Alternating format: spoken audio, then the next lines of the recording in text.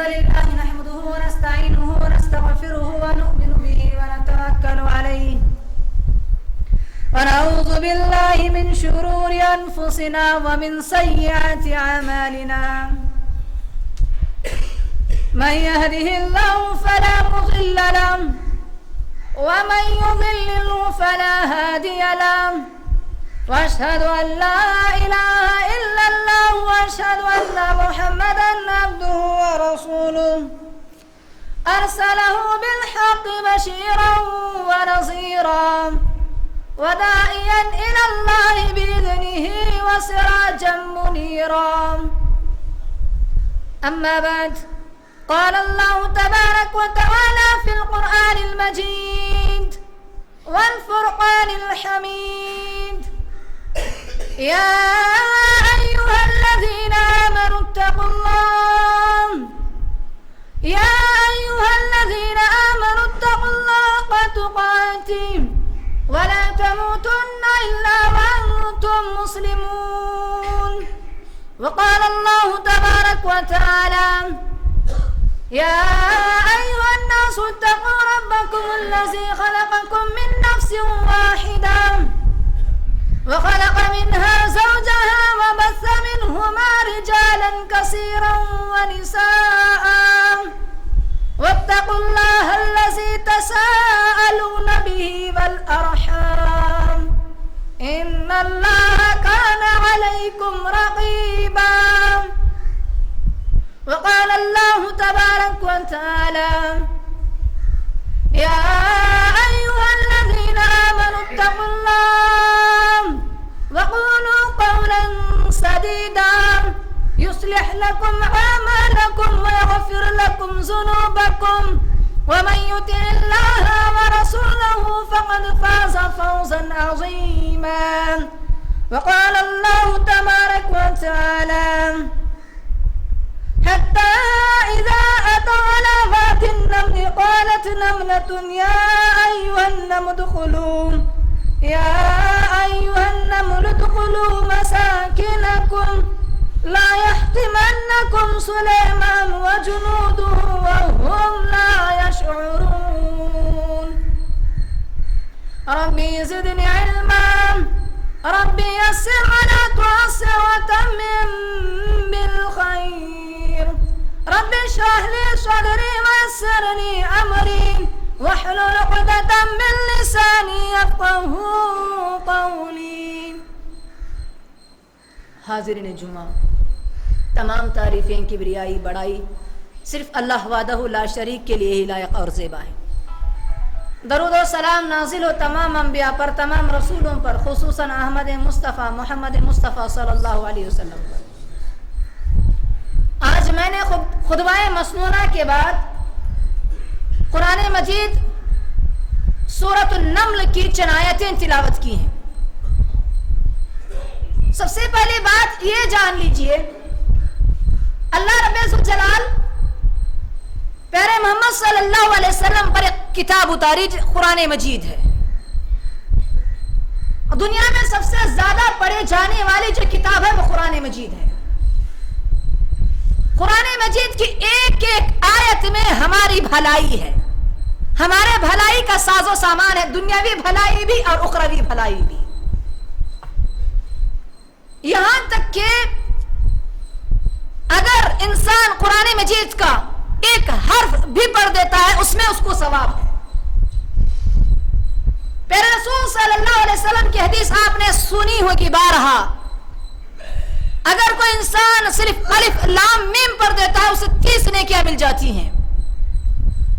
تو قرآن مجید پورے کا پورا جو ہے انسانوں کی بھلائی ہے، اس میں ہم لوگوں کی بھلائی ہے، اس میں دنیاوی بھلائی بھی اور اخروی بھلائی بھی. قیامت تک آنے والے جتنے مسائل ہیں ان تمام مسائل کا حل ہے قرآن مجید میں. اب ہم لوگوں کو چاہیے، ہم مسلمان ہیں، قرآن مجید پر ایمان ہے ہمارا، ہم لوگوں کو چاہیے کہ قرآن مجید کو ہم سمجھیں، اس سے کیا کیا سبق ملتے ہیں اسے حاصل کرنے کی کوشش کریں. اسی مناسبت سے قرآن مجید میں ایک سورت ہے، اس کا نام ہے سورۃ النمل. نمل کہتے ہیں عربی زبان میں چونٹی. آپ نے سنا ہوگا، دیکھا ہوگا، چونٹی، سب کوئی جانتے ہیں چونٹی، بہت چھوٹی مخلوق ہے چونٹی۔ اب ہم لوگوں کو غور یہ کرنا ہے، سوچنا یہ ہے، آخر اللہ رب ذوالجلال قرآن مجید میں ایک سورت کا نام ہی رکھ دیا سورۃ النمل بول کر، آخر اس سورت کے اندر کیا پیغام ہے؟ اللہ چونٹی کے ذریعے ہمیں کیا سبق دینا چاہتے ہیں؟ اس سے ہمیں کیا سبق ملتا ہے؟ ہم انسانوں کے لیے ایک معمولی سا جانور چونٹی میں کیا سبق ہے؟ اس سے ہمیں کیا سیکھنے کو ملتا ہے؟ یہ چند باتیں اللہ قرآن مجید میں جو ذکر کیے ہیں انشاءاللہ آپ لوگوں کے سامنے رکھنے کی کوشش کروں گا۔ دعا ضرور یہ کیجئے گا پروردگارہ مجھے بھی اور آپ کو بھی کہنے سننے سے بڑھ کر اللہ ہمیں عمل کی توفیق دے۔ میرے بھائیوں، دنیا میں بے شمار انبیاء آئے، بے شمار رسولیں آئے، ان میں سے ایک نبی داؤد علیہ السلام اور سلیمان علیہ السلام بھی ہے۔ داؤد علیہ السلام اور سلیمان علیہ السلام یہ دونوں باپ بیٹے ہیں، اللہ تعالیٰ دونوں کو نبوت نوازا تھا، نبوت سے نوازا تھا۔ اللہ فرماتے ہیں سورۃ النمل میں وَلَقَدْ آتَيْنَا دَاوُودَ وَسُلَيْمَانَ عِلْمًا، ہم نے داؤد علیہ السلام اور سلیمان دونوں کو جو ہے علم عطا کیا تھا۔ وَقَالَ الْحَمْدُ لِلَّهِ الَّذِي فَضَّلَنَا عَلَى كَثِيرٍ مِّنْ عِبَادِهِ الْمُؤْمِنِينَ دونوں نے جو ہے اللہ کی تعریف کی اس بنیاد پر جو اللہ تعالیٰ نے انہیں عطا کیا تھا۔ اس آیت سے ایک سبق ہم لوگوں کو ضرور ملتا ہے، وہ یہ داؤد علیہ السلام اور سلیمان علیہ السلام دونوں نے اللہ رب العالمین کی تعریف بیان کی، حمد بیان کی، اس بنیاد پر کہ اللہ تبارک و تعالیٰ نے انہیں علم عطا کیا۔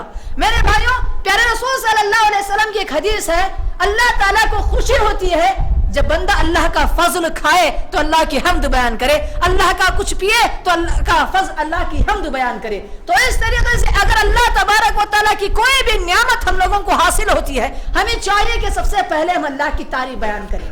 داؤد علیہ السلام کے بارے میں آتا ہے، اسی آیت کے بعد داؤد علیہ السلام کے بارے میں داؤد علیہ السلام نے کہا تھا اللہ تبارک و تعالیٰ سے، پروردگارہ میں تیرا کیسا شکر ادا کروں؟ حدیث میں آتا ہے پروردگارہ میں کیسے تیرا شکر ادا کروں؟ شکر خود تیری ایک نعمت ہے، شکر خود تیری ایک نعمت ہے، میں تیرا شکر ادا کر رہا ہوں، یہ بھی تیرے طرف سے میرے اوپر نعمت ہے، پھر اس کا شکر ادا کیسے کروں؟ پھر اس کا شکر ادا کیسے کروں؟ میرے بھائیوں، اللہ تبارک و تعالیٰ جو بھی نعمتیں ہمیں عطا کرتے ہیں اس بنیاد پر ہم اللہ کا شکر ادا کرنا چاہیے۔ اللہ ہم لوگوں کو مسلمان بنایا، یہ اللہ کا فضل ہے، ہمیں اللہ سے کہنا چاہیے ربنا لک الحمد لک الشکر، اللہ تیری تعریف ہے، تیرا شکر ہے کہ تو نے ہمیں مسلمان بنایا۔ جی ہاں، ایسے اگر ہم دیکھے جائیں تو کتنی نعمتیں، کتنے فضل اللہ تعالیٰ کے ہم لوگوں پر ہیں۔ دوسری آیت اللہ تعالیٰ فرماتے ہیں وَوَرِثَ سُلَيْمَانُ دَاوُودَ، ہم نے سلیمان علیہ السلام کو داؤد علیہ السلام کا وارث بنایا۔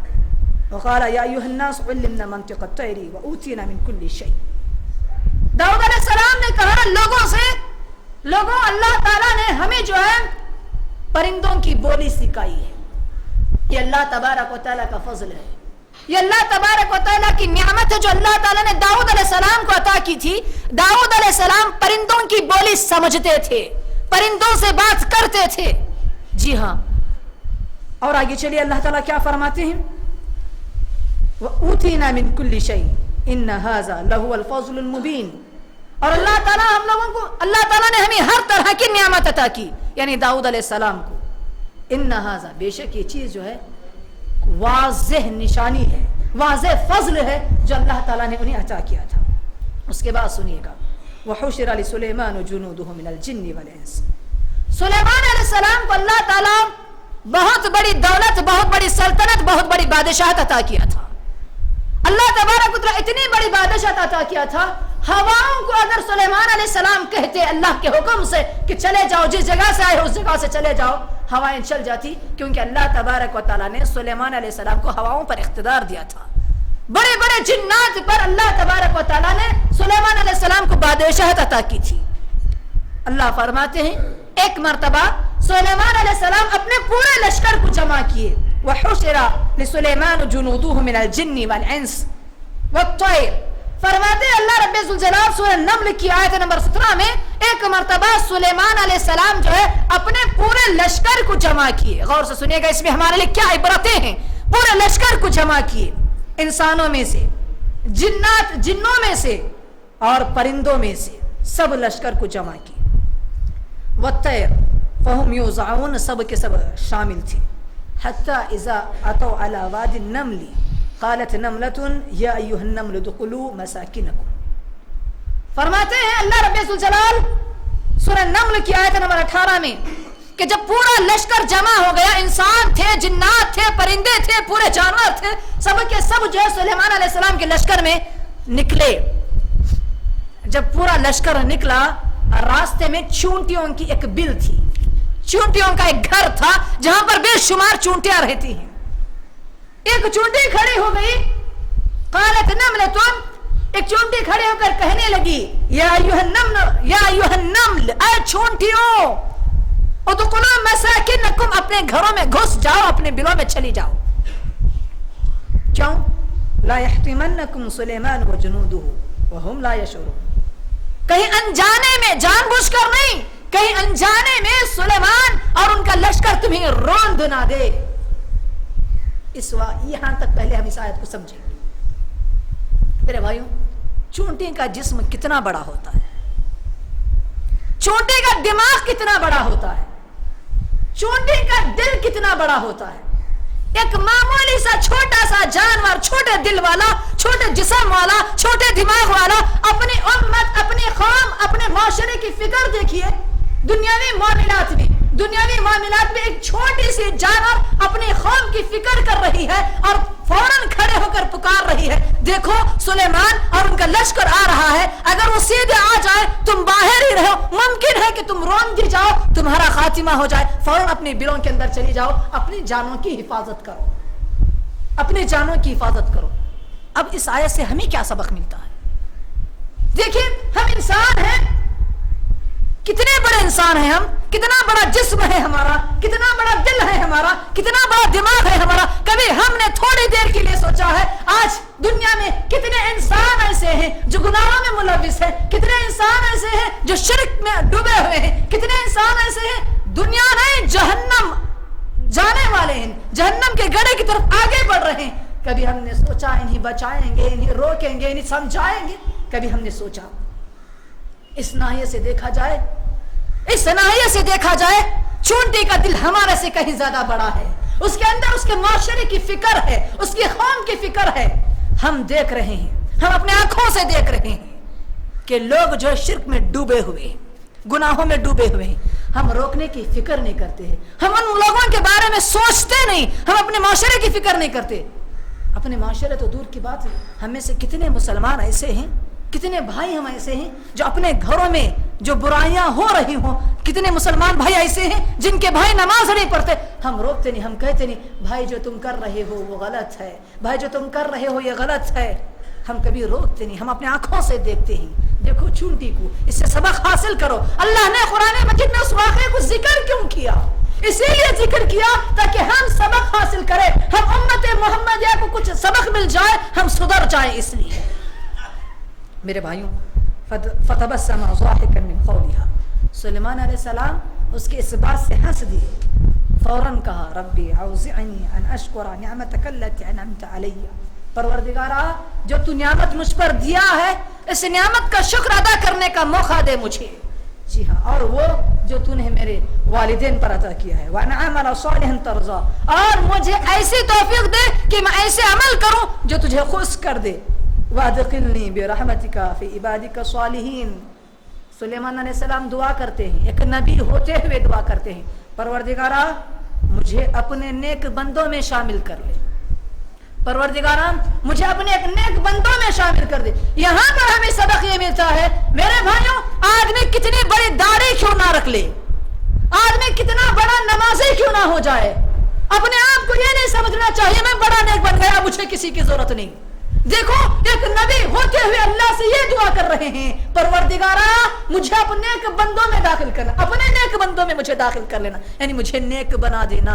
انسان کتنا بھی نیک بن جائے اس سے نیک بننا ہے، جتنا نیکیاں وہ حاصل کر لے اس سے زیادہ نیکی حاصل کرنا چاہیے. کیونکہ پیارے رسول صلی اللہ علیہ وسلم نے فرمایا آدمی اپنے نیکیوں کے بل بوتے پر جنت میں نہیں جا سکتا، آدمی اپنے نیکیوں کے بل بوتے پر جنت میں نہیں جا سکتا جب تک کہ اللہ کی رحمت شامل حال نہ ہو جائے، جب تک کہ اللہ کی رحمت شامل حال نہ ہو جائے. کیا فرمائے صحابہ نے؟ صحابہ نے فوراً پوچھا ولا انت یا رسول اللہ, آپ بھی نہیں اللہ کے رسول؟ کہا نہیں, جب تک کہ اللہ کی رحمت میرے لیے بھی شامل حال نہ ہو جائے. میرے بھائیوں, اس لیے چاہیے ہم لوگوں کو اللہ سے دعائیں کرتے رہنا چاہیے, پروردگارہ ہمیں نیک بنانا, نیک لوگوں میں شامل کرنا. پروردگارہ اللہ سے دعا کرنا چاہیے, اللہم انا نسألک عیش السعداء وموت الشہداء والحشر مع الاتقیاء ومرافقۃ الانبیاء. اللہ تعالیٰ نیک لوگوں کی زندگی دے ہمیں, شہیدوں کی موت دے ہمیں, اور متقین کے ساتھ اٹھا ہمیں, اور نبیوں کی صحبت دے جنت میں ہمیں. یہ دعائیں کرتے رہنا چاہیے میرے بھائی. اس آیت کے بعد اور آگے آئیے, اللہ تعالیٰ اس میں کیا سبق بتاتے ہیں ہم لوگوں کے لیے.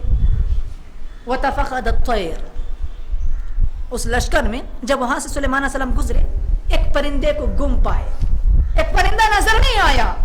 سلیمان علیہ السلام فَقَالَ مَا لِيَ لَا أَرَى الْهُدْهُدْ, کیا بات ہے, میں پرندے کو نہیں دیکھ رہا ہوں. لا ارى الهدهد, میں پرندے کو نہیں دیکھ رہا ہوں, ہدہد نظر نہیں آ رہا ہے.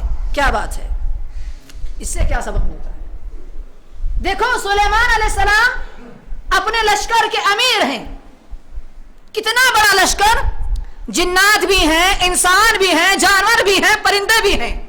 پورے لشکر کی خبر گیری رکھ رہے ہیں سلیمان علیہ السلام, پورے لشکر کی خبر گیری. ایک پرندہ نظر نہیں آیا, کہا سلیمان علیہ السلام نے مالیا لا ارى الهدهد, کیا بات, ہدہد نظر نہیں آ رہا. اتنا چھوٹا سا پرندہ اتنے بڑے لشکر میں ایک ایک چیز کی خبر رکھ رہے ہیں. معلوم یہ ہوا قوم کا امیر اگر کوئی ہے, قوم کا امیر اگر کوئی ہے, اسے چاہیے کہ اپنے قوم کے معاشرے کے ہر ایک ایک فرد پر نظر رکھے, ہر ایک ایک فرد پر نظر رکھے. ہاں مسجد کے امیر ہیں, ان کو چاہیے فلاں صاحب چند دنوں سے نماز نہیں آ رہی, کیا بات ہے, کہیں بیمار تو نہیں, کیا مسئلہ ہے وہ نماز کو نہیں آ رہی. یہ چیز سکھاتی ہے یہ واقعہ ہم لوگوں کو, یہ چیز سکھاتا ہے یہ واقعہ ہم لوگوں کو. تو اس طریقے سے یہ اللہ کے رسول صلی اللہ علیہ وسلم کی سنت بھی ہے کہ اللہ کے رسول صلی اللہ علیہ وسلم بھی اپنے صحابہ کی بڑی خبر رکھا کرتے تھے. ایک مرتبہ ایک صحابی مسجد میں بیٹھے ہوئے تھے, اللہ کے رسول صلی اللہ علیہ وسلم گزرے وہاں سے, دیکھا یہ صحابی مسجد میں بیٹھے ہوئے, یہ ایسا وقت ہے یہ صحابی عام طور پر اس مسجد میں نہیں بیٹھتے. آئے اللہ کے رسول صلی اللہ علیہ وسلم اس صحابی کے پاس آ کر کہنے لگے کیا بات ہے تم یہاں پر بیٹھے ہوئے ہو, عام طور پر تم اس وقت میں یہاں پر نہیں بیٹھتے, اکیلے بیٹھے ہو, کیا بات ہے؟ یا رسول اللہ میں کیا بتاؤں, اللہ کے رسول غم جو ہے مجھ پر چھا گئے, قرض بہت زیادہ بڑھ چکا ہے, پریشان ہوں, اس لیے میں آ کر یہاں پر مسجد میں بیٹھ گیا ہوں. دیکھو اللہ کے رسول اس صحابی کے بارے میں جانتے تھے کہ اس وقت میں وہ مسجد میں نہیں بیٹھتے تھے, اگر بیٹھے ہیں تو ہو نہ ہو کوئی پریشانی ہوگی, ہو نہ ہو کوئی مجبوری ہوگی. آپ عمر رضی اللہ تعالیٰ عنہ کا زندگی پڑھ کر دیکھ لیجئے, عمر رضی اللہ تعالیٰ عنہ کیا کرتے تھے, رات ہو جاتی گشت کے لیے نکل جاتے تھے, کسی صحابی کو لے کر جا کر دیکھتے تھے کوئی بیدار تو نہیں ہے, کوئی پریشان تو نہیں ہے, کوئی بھوکا تو نہیں سو رہا ہے. عمر رضی اللہ عنہ تفریح میں نکل جاتے تھے. تو میرے بھائیوں یہ اللہ کے رسول صلی اللہ علیہ وسلم خلفاء کی سنت رہی ہے کہ معاشرے میں ہر ایک فرد کی نگرانی رکھے, معاشرے میں ہر ایک فرد کے بارے میں جانکاری رکھے اور اس کی دیکھ بھال کرتا رہے. اس کے بعد اللہ رب الجلال فرماتے ہیں ان کان من الغائب, کیا بات ہے, ہدہد نظر نہیں آ رہا, یہ تو وہ غائب ہے.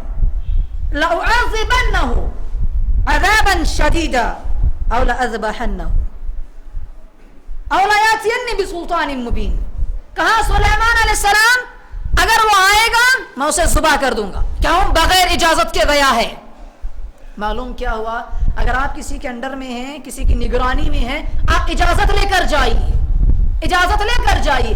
اللہ رب الجلال قرآن مجید میں اس کا ذکر فرمایا سورۃ الاحزاب میں, کہا جب لوگ نبی کے ساتھ ہوتے ہیں بغیر اجازت کے چپکے سے سرک جاتے ہیں, ایسا نہیں کرنا چاہیے. اگر آپ کسی کے ماتحت میں ہیں, کسی کے انڈر میں ہیں, کسی کی نگرانی میں ہیں, کہیں آپ ہٹ کر جا رہے ہیں, آپ کو چاہیے کہ آپ اجازت لیں, اجازت لے کر جائیں تاکہ وہ پریشان نہ ہو. لأعذبنه, یعنی میں اسے سخت سزا دوں گا یا میں اسے عذاب دوں گا. او لا یاتینی بسلطان مبین, یعنی تو کیا کرے, کوئی واضح دلیل, واضح ثبوت, صحیح ریزن لے کر آئے میرے سامنے کہ کس وجہ سے یہ غائب ہوا تھا. اس کے بعد دیکھیے ایک پرندہ کیا جواب دیتا ہے, فمکث غیر بعید فقال احطت بما لم تحط به. थोड़ी ही देर गुजरी थी कि हुदहुद वापस आ गया, आकर कहने लगा कि सुलेमान अलैहिस्सलाम, मुझे उस चीज का इल्म है जिसका तुम्हें नहीं है, मैं वो चीज देख कर आ रहा हूं जिसका इल्म आपको नहीं है। तो मालूम क्या हुआ, सुलेमान अलैहिस्सलाम के पास अगरचे के बहुत बड़ी बादशाहत थी, बहुत बड़ी सल्तनत थी, अल्लाह बहुत कुछ दिया था, इल्म गैब सुलेमान अलैहिस्सलाम को भी नहीं था। इल्म गैब जो है सुलेमान अलैहिस्सलाम को भी नहीं था। आकर परिंदा ने क्या कहा, सुलेमान मुझे उस चीज का इल्म है, मैं वो चीज देख कर आ रहा हूं जिसका तुम्हें भी इल्म नहीं है। फिर क्या फरमाता है परिंदा, परिंदा फरमाता है सुलेमान अलैहिस्सलाम से, वजितुका मिन सबइन बिनबइन यकीन, मैं सबा से आ रहा हूं, वहां की एक वाज़ेह खबर लेकर आ रहा हूं, यकीनी खबर लेकर आ रहा हूं। मैंने वहां पर देखा कि वहां की बादशाह जो है वो एक औरत है। क्या समझ में आया? बात समझ में ये आई, हुदहुद को इस बात पर ताज्जुब है कि इंसानों के दरमियान एक औरत बादशाह बनी हुई है, एक औरत बादशाह बनी हुई है। इस जानवरों को भी इस बात पर ताज्जुब है कि एक औरत बादशाह बनी हुई है। पहली शिकायत उसने ये की। दूसरी शिकायत देखो, एक मामूली सा जानवर हुदहुद को इंसानों की फिक्र है, एक मामूली से जानवर हुदहुद को इंसानों की फिक्र है। हुदहुद फौरन दूसरी बात कहा, वजदतुहा व कौमहा यसजुदूना लिश्शम्सी, मैंने देखा, मैंने पाया उसको और उसके कौम को कि वो सूरज को सजदा कर रहे हैं, शिरक में डूबे हुए हैं। इससे क्या सबक मिलता है मेरे भाइयों? इससे सबक ये मिलता है, जब एक परिंदे के अंदर हम इंसानों की फिक्र है, हम इंसान होते हुए अगर इंसानों की फिक्र ना करें, हम कैसे इंसान हैं? एक परिंदा है, छोटा सा दिल रखता हुआ परिंदा, छोटा सा जिस्म रखता हुआ परिंदा, उसे इंसानों की फिक्र है, वो आखिरत के बारे में सोच रहा है। एक परिंदा वो सोच रहा है अगर इंसान जो है इसी तरीके से सूरज की पूजा करते रहे, सूरज की परस्तिश करते रहे, इंतकाल हो जाए, उनका ठिकाना क्या होगा? जहन्नम होगी। फौरन आए सुलेमान अलैहिस्सलाम के पास, आकर कहा अल्लाह ने तुम्हें सल्तनत दी है, अल्लाह ने तुम्हें बादशाह दी है, अल्लाह ने तुम्हें नबी बनाया है, फला कौम सूरज को सजदा करते हैं, तुम जाओ, जाकर उन्हें समझाओ, दीन की दावत दो, उन्हें जहन्नम की आग से रोको उन्हें। मेरे भाइयों, इससे हमें सबक जरूर ये मिलता है, हम इंसान होने के नाते, इंसानियत के नाते हम अपने माशरे की फिक्र करनी चाहिए, हमने माशरे की फिक्र करनी चाहिए, अपने माहौल की फिक्र करनी चाहिए। वो लोग जो गुनाहों में जा रहे, गुनाहों की तरफ आगे बढ़ रहे हैं, उनकी फिक्र करनी चाहिए, अच्छाई की तरफ उन लोगों को लेकर आना चाहिए। जी हाँ, और इस्लाम की दावत को दूसरों के सामने रखना चाहिए कि जानवर के अंदर जो है ये फिक्र है, हम लोगों के अंदर बदरज औला आनी चाहिए। जी हाँ, वलहा अर्शुन अज़ीम, और उसके लिए एक बहुत बड़ा अर्श है। ये चंद बातें थी जो मैंने आप लोगों के सामने जिक्र की थी। जिक्र की किसके मुतालिक? अल्लाह तबारक व तआला सूरह नमल में जो जिक्र किया है, उन आयतों के मुतालिक चूंटी और हुदुद से हमें क्या सबक मिलता है। इसी तरीके से अल्लाह रब्बुल जलाल कुरान मजीद में सूरह लुक़मान की चंद आयतों में चंद नसीहतें हम लोगों के लिए की, उसमें भी हमारे लिए इबरत है। अल्लाह रब्बुल जलाल फरमाते हैं, वलक़द आतैना लुक़मान अल हिकमत अन यश्कुर लिल्लाह।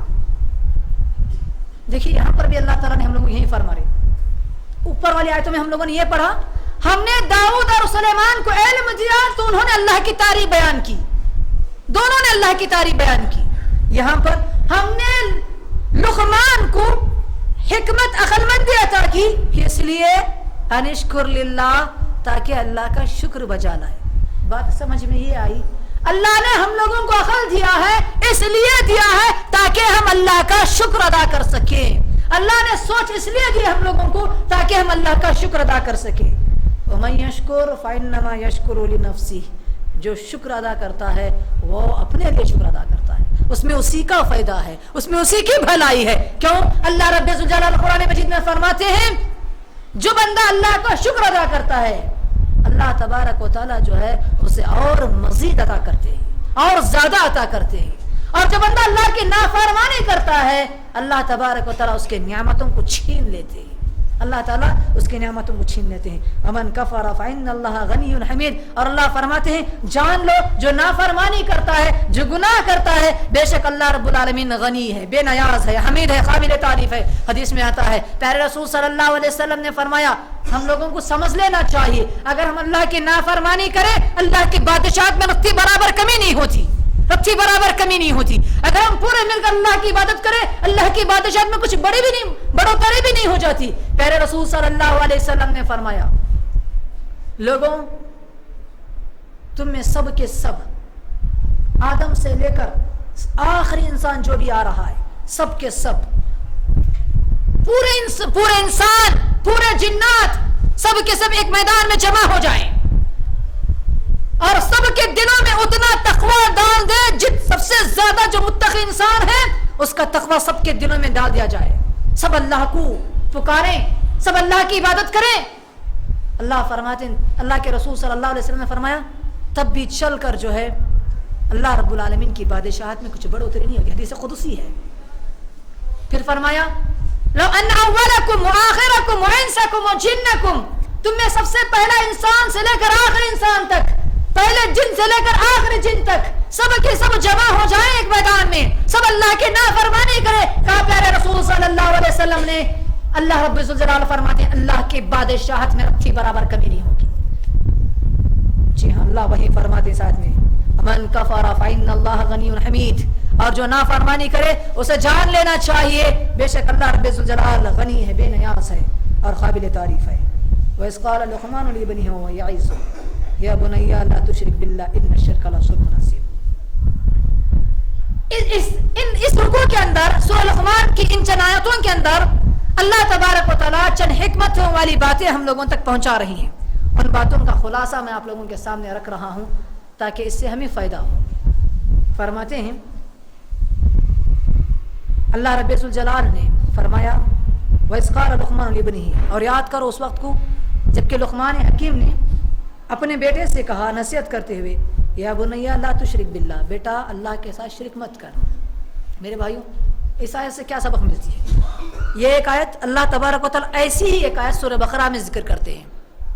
جب یعقوب علیہ السلام کے پاس موت نزدیک آئی, یعقوب علیہ السلام کے موت کا وقت قریب آیا, یعقوب علیہ السلام نے پورے بیٹوں کو جمع کیا, جمع کر کے کہا بیٹو میرے بعد تم کس کی عبادت کرو گے, میرے بعد تم کس کی عبادت کرو گے. میرے بھائیوں اس آیت سے اور اس آیت سے ہمیں سبق یہ ملتا ہے ہر باپ کو چاہیے کہ اپنے بیٹوں کو صحیح نصیحت کرتا رہے, اچھی نصیحت کرتی رہے. یہ چیز ہمارے اندر بالکل گم ہے, یہ چیز ہمارے اندر بالکل نہیں پائی جاتی ہے. یا شاذ و نادر ایسے ہوں گے جو اپنے بیٹوں کو بلا کر نصیحت کرتے رہے ہوں کہ بیٹا ایسے کرنا, یہ راستہ صحیح ہے, یہ راستہ غلط ہے. ہم لوگ کیا سمجھتے ہیں کہ اگر بچے بڑے ہو جائیں, بچے اسکول کے قابل کے ہو جائیں, اسکول میں جمع دیں, پورے کام جو ہے استاد سنبھال لیں گے. ہمارا کام کیا ہے؟ کمانا ہے, لا کر بچوں کا پیٹ بھرنا ہے. بس ہم اپنا مقصد یہی سمجھتے ہیں. یاد رکھنا اگر یہی چیز ہمارے ذہنوں میں ہے تو بالکل غلط ہے. یہ انبیاء کی سنت ہے, یہ انبیاء کی سنت ہے. پیارے رسول صلی اللہ علیہ وسلم بھی انتقال کے وقت میں بھی اپنی امت کی فکر کرتے ہوئے فرمایا تھا لوگوں اپنے غلاموں کے ساتھ اچھا سلوک کرنا, لوگوں نماز قائم کرنا. دیکھو اللہ کے رسول صلی اللہ علیہ وسلم انتقال کی آخری لمحات میں بھی اپنی امت کی فکر. جی ہاں حضرت یعقوب علیہ السلام انتقال سے پہلے اپنے بیٹوں کو بلا کر کہتے ہیں شرک مت کرنا. جی ہاں لقمان حکیم کیا کرے اپنے بیٹے کو, بیٹا لا تشرک باللہ, اللہ کے ساتھ شرک مت کرنا. ان الشرک لظلم عظیم, اس لیے شرک بہت بڑا ظلم ہے. اللہ نے ہمیں پیدا کیا ہے, اللہ ہمیں پال رہا ہے, سارے جہاں کا مالک اللہ ہے. اگر ہم اللہ کو چھوڑ کر غیر اللہ کی عبادت کریں یہ ظلم ہوگا, بہت بڑا ظلم ہوگا, یہ ناانصافی ہوگی. جی ہاں اس کے بعد کیا فرماتے ہیں چند آیتوں کے بعد اللہ رب الجلال فرماتے ہیں والدین کا ذکر فرمانے کے بعد وَإِن جَاهَدَكَ لَا تُشْرِكْ بِي مَا لَيْسَ لَكَ بِعِلْمٍ فَلَا تُطِعْهُمَا. دیکھو والدین کا بہت بڑا احسان ہے تم پر, تمہیں کھلاتے ہیں, پالتے ہیں, بڑا کرتے ہیں, ان کے ساتھ اچھا سلوک کرنا. جہاں پر شرک کی باری آئے والدین کی بھی بات مت سننا. اللہ فرماتے ہیں وَإِن جَاهَدَكَ عَلَىٰ أَن تُشْرِكَ مَا لَيْسَ لَكَ بِعِلْمٍ, اگر تمہارے والدین, تمہارے ابا امی جو تمہیں پالے, بڑا کیے, بہت محنت کی تمہارے پیچھے، اگر یہ دونوں بھی تمہیں شرک کی دعوت دے فلا تطعهما، اللہ کا فیصلہ ہے، اللہ کا حکم ہے، ان کی بھی بات مت سننا۔ جی ہاں، اللہ کے معاملے میں پیارے رسول صلی اللہ علیہ وسلم نے فرمایا، معاذ رضی اللہ تعالیٰ عنہ سے بلا کر، یا معاذ، اے معاذ، لا تشرک باللہ، اللہ کے ساتھ شرک مت کرنا، وَإِنْ حُرِّقْتَ أَوْ قُتِلْتَ، اگرچہ تمہیں جلا دیا جائے یا قتل کر دیا جائے، اللہ کے ساتھ شرک مت کر۔ جی ہاں، اس کی یہی چیز جو ہے لقمان حکیم نے اپنے بیٹے سے کہا تھا، اور اللہ رب العزت وہیں فرماتے ہیں اللہ کے ساتھ شرک مت کرو، والدین کے ساتھ حسن سلوک کرو، اگر والدین کہتے ہیں کہ شرک کرو تو ان کی باتوں کو مت ماننا۔ اس کے بعد پھر لقمان حکیم اپنے بیٹے سے فرماتے ہیں، یا بنی انہا ان تکو مثقال ذرۃ، ان تکو مثقال حبۃ من خردل فتکن فی صخرۃ او فی السماوات او فی الارض یاتی باللہ۔ اللہ رب العزت فرماتے ہیں کہ لقمان حکیم نے اپنے بیٹے سے فرمایا تھا، بیٹا اللہ تبارک و تعالیٰ اتنا خبر رکھنے والا ہے، اتنا باریک بین ہے کہ ایک دانے کو اگر کسی چٹان میں رکھ دیا جائے یا آسمانوں میں زمین میں ہو، اللہ تبارک و تعالیٰ کو اس کی خبر ہوگی، اسے لے کر آئے گا اللہ رب العزت۔ اللہ رب العزت ارشاد فرماتے ہیں قرآن مجید میں، اللہ تبارک و تعالیٰ ایسا ہے، یعلم خائنۃ الاعین وما تخفی الصدور، اللہ تبارک و تعالیٰ ایسے ہے، ایسے علیم ہے اللہ رب العالمین، ایسے خبیر ہے اللہ رب العالمین، ایسے لطیف ہے اللہ رب العالمین، انسانوں کی آنکھوں کی خیانت کو تک جانتے ہیں اللہ رب العالمین، انسانوں کی آنکھوں کی خیانت کو تک جانتے ہیں۔ آنکھوں کی خیانت جانتے ہیں آپ؟ آنکھوں کی خیانت مطلب جو ہے کوئی انسان آپ کے پاس آ رہا ہے، کوئی انسان آپ کے پاس آ رہا ہے اور آپ کے سامنے کوئی بیٹھا ہوا ہے، آپ اس کے بارے میں آنکھوں سے کہتے ہیں دیکھو وہ آ گئے، دیکھو آپ آنکھوں سے اشارہ کرتے ہیں دیکھو وہ آ گئے بول کر، دیکھو ہم یہاں پر اشارہ کر رہے ہیں، اللہ رب الجلال فرماتے ہیں یعلم خائنۃ الاعین، آنکھوں کی خیانت کو اللہ جانتا ہے، وما تخفی الصدور، اللہ فرماتے ہیں بس اتنا نہیں، صرف آنکھوں کی خیانت کو نہیں، دل جو ہے ہمارا جسموں کے اندر جو دل ہے، دل کے اندر جو باتیں ہیں اللہ اسے بھی جانتا ہے، وما تخفی الصدور، دلوں کے اندر چھپے ہوئے راز کو، چند باتیں ہیں انسان کیا کرتا بتانا نہیں چاہتا، چند باتیں اگر صرف آنکھوں سے اشارہ کر دیتے ہیں دل سے بتاتے نہیں، دل میں جو ہے وہ زبان پر لاتا نہیں، صرف تم نے آنکھوں سے اشارہ کیا تھا، دل کے تمہارے اندر جو ہے اللہ اسے بھی جانتا ہے، یہ اللہ نے خود قرآن مجید میں فرمایا وما تخفی الصدور، تمہارے سینوں میں جو چھپا ہوا ہے اللہ اسے بھی جانتا ہے۔ تو بھائیو اس سے کیا سبق ملا ہمیں؟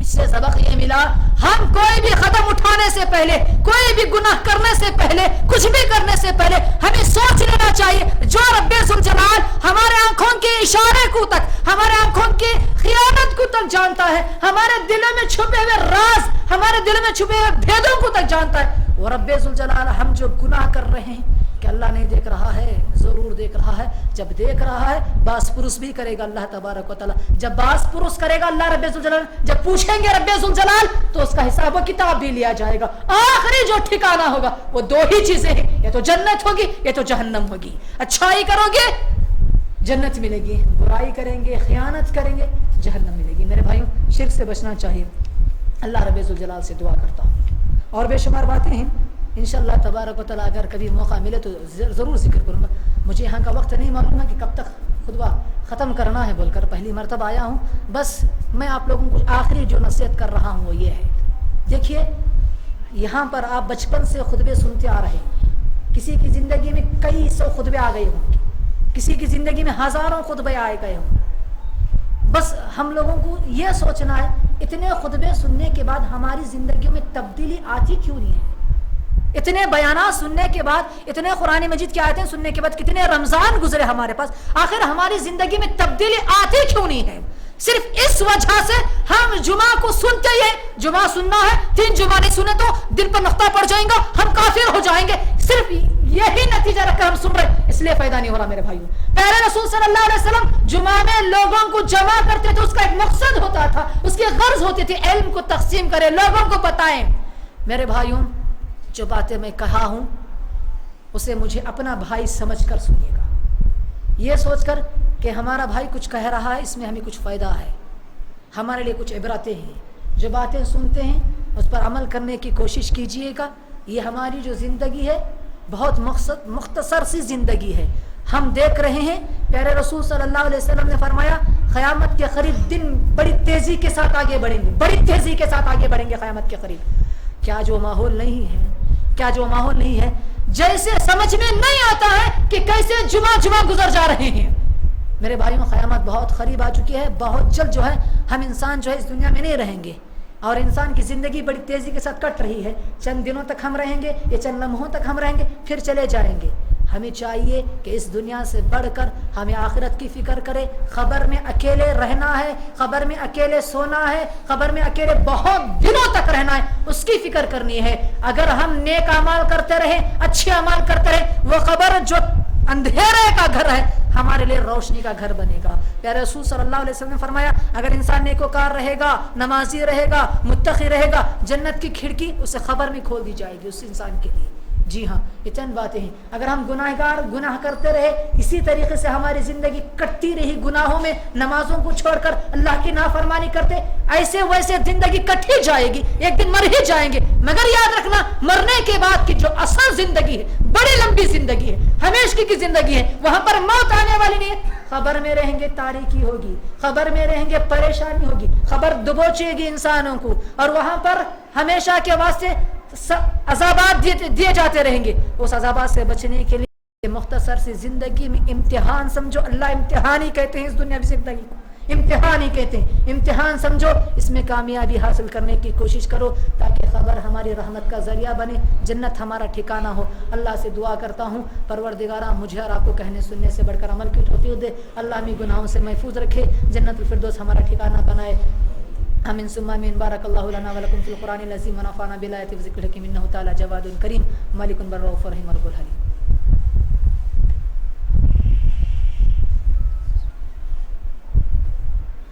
السلام علیکم ورحمۃ اللہ وبرکاتہ. معزز سامعین کرام، خطبہ ثانیہ شروع کرنے سے پہلے ایک اعلان آپ لوگوں کے سامنے رکھنے کو کہا گیا ہے. انشاءاللہ تبارک و تعالی دونوں اعلان میں آپ لوگوں کے سامنے رکھتا ہوں. دو اعلان ذکر کیے گئے. پہلا اعلان یہ ہے کہ انشاءاللہ تبارک و تعالی آج اسی مسجد فرقان میں بعد نماز عشاء جو ہے ایک دینی اور تربیتی پروگرام رکھا گیا ہے جس کا عنوان بڑا نرالا ہے. تعارف قرآن. قرآن کا تعارف، قرآن کی اصل حقیقت، قرآن سے کیا فوائد ہیں، یہ بہت اہم عنوان ہے ہماری زندگیوں کے لیے. آج عشاء کی نماز کے بعد یہاں پر رکھا گیا ہے. میری آپ سے گزارش ہے، میری آپ سے درخواست ہے، اس میں شرکت کرنے کی ضرور کوشش کریں، بے شمار فائدہ ہوگا اس سے انشاءاللہ.